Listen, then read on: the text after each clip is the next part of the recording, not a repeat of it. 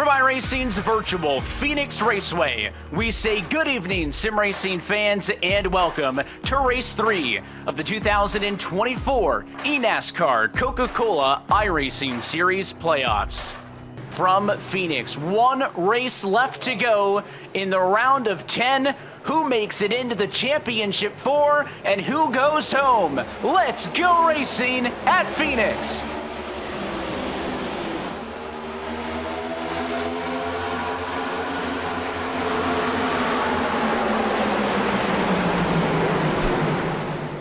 We talk about that prep time, Blake, and in Countdown to Green, you guys were chatting with Steven Wilson, and Alan had heard from him. Oh, trouble, caution in front of these cars right as we were looking at it. Smoke and a spin.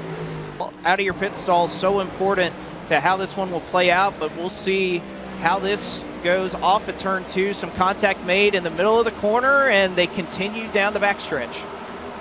A bit of a shot into the turn, and as they get back down to turn 3 and 4, that's Cozy on the inside, Main's on the top side, and comes up a little bit too high. Not sure the 12 could have yielded any more space. Main's very fortunate that they split him high and low. 3 and 4 wide here. This is when he gets really tight off of turn 2 as they go down into 3.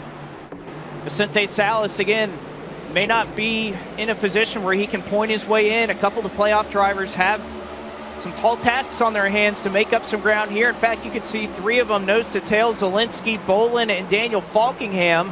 Even Dylan Duval, Steven Wilson, Nick Ottinger. So they're somewhat intermittently connected throughout the field. But right now, Zielinski kind of in charge of all those cars. Again, you mentioned the split strategy in cars that took 2 or took 4 tires. He's one of those that took 4, and even Main's trying to make up some ground as Luza spins again on the backstretch. Here's a good look in the Hornet's nest as the midfield sees the no tires, 2 tires, and 4 tires mingling amongst each other in a spinner. 29 car. Mullis around middle of the pack. That one's going to collect several. The 45 is one of them. Guess got a little bit of damage out of that as well. See how it all unfolds. It's off at turn 2. 3 wide between 2 championship competitors, Duval and Garrett Lowe, and Lowe just has his nose out there, not clear. And again, nowhere for the rest of the field to go. In both the Williams Esports cars, really strong at the end of last season, and you mentioned working together. Again, don't know how much can happen here as there's a spin in the back of the field. Derek Bordeaux, Colin Bowden, Keegan Leahy.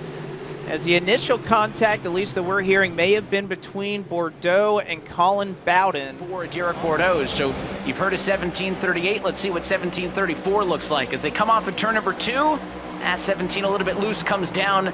Bordeaux just kind of sitting middle of the road, gets tagged, and then a few more cars pile into that one on the outside. Does not look like, though, Blake, from that angle, any of our playoff drivers in it.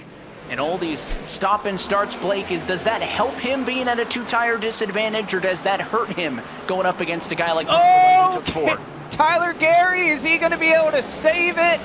Wow, somehow he did. Got a little bit of a shot there from Matthews Wack. He's going to lose about 10 positions, but an incredible job he did getting back on the gas. Again, we know Tyler Gary, he does run some dirt in real life, and he put that to good use right there. Great save, and I'll be honest, that kind of made me forget the question you asked me. Right. Still plenty of 2 wide. Look in front of these 2. That 6 car, Timmy Holmes, got used up by the 22.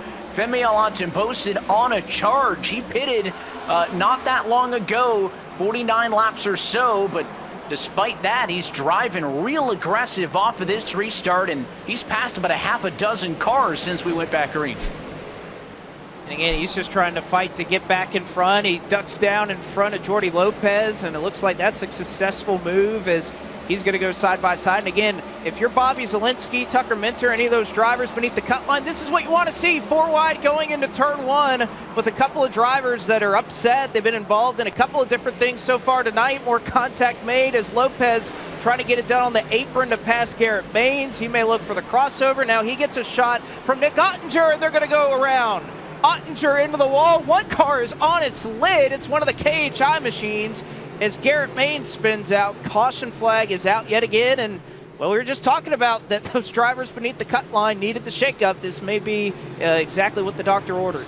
needing a win to advance to the championship 4, and the plot thickens as we watch the trouble between the 25 and the 12.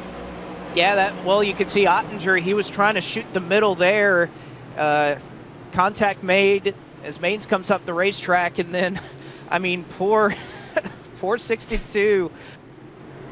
Is this going to be one of the final restarts of the night? It'll come with 27 laps to go.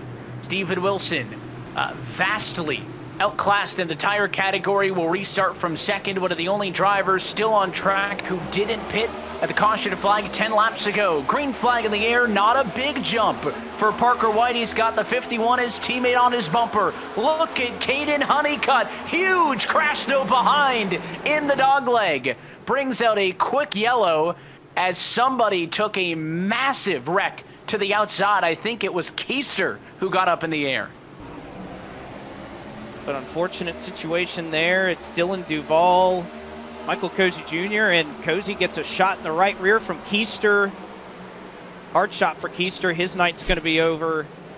Right now he'll save it. I think at this point, just trying to collect it again. He's got nothing to fight for, and I think Honeycutt knew that and took full advantage of it, getting down into turns 1 and 2. Now he'll be behind White. Tucker Minter's up the hill. He's sideways, and he's going to be able to save it. In fact, he stops right in front of Steven Wilson. So Minter must-win situation. Looks like he may be out of this one as well. He got clipped by Olaton Boson, but it was another spectacular save for the Logitech G machine. Problem is, it drops him way down the running order as well. He's back in 22nd spot as a defending race winner here at Phoenix. Great drive that Novak had on the high side there. As they're 4 wide. Swack, Maines, Ray, they all kind of accordion together side by side, but they're able to get into the corner. Now Maines gets a shot from Malik Ray. He saves it. LaPrade is sliding as well. Now they'll be 4 wide. Question is, how long can they hold it together? And can Strauss or Novak, anybody else mount to charge before this may come unraveled?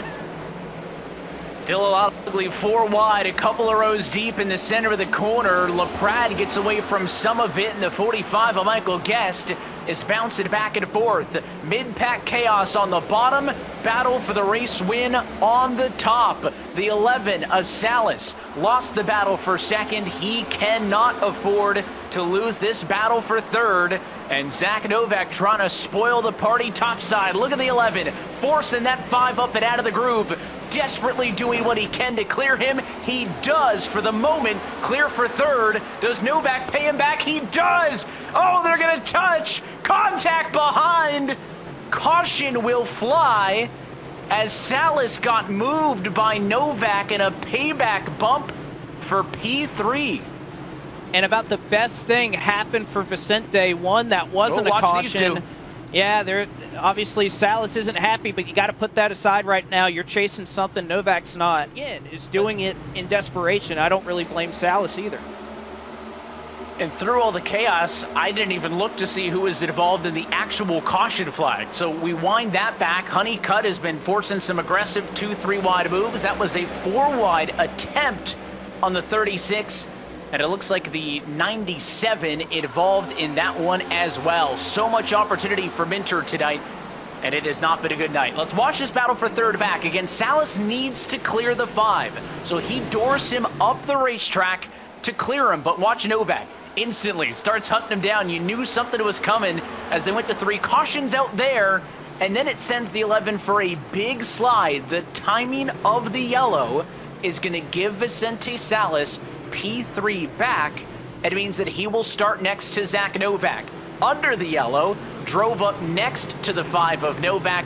Didn't wreck him, but delivered a message. And that's when Novak responded over the radio, saying that I'm not going to be driven like that, and cautioning the 11 that Salas has more to lose than Novak does. Of course, Novak, a non-playoff car. Blake, they're going to be side by side on row number 2. The Williams cars side by side on the front row, and less than 10 laps to go.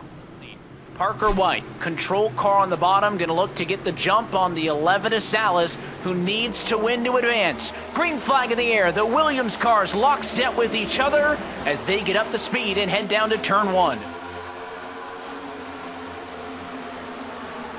Great start for White on the outside. Salas has the opportunity, though, perhaps to try and get into second.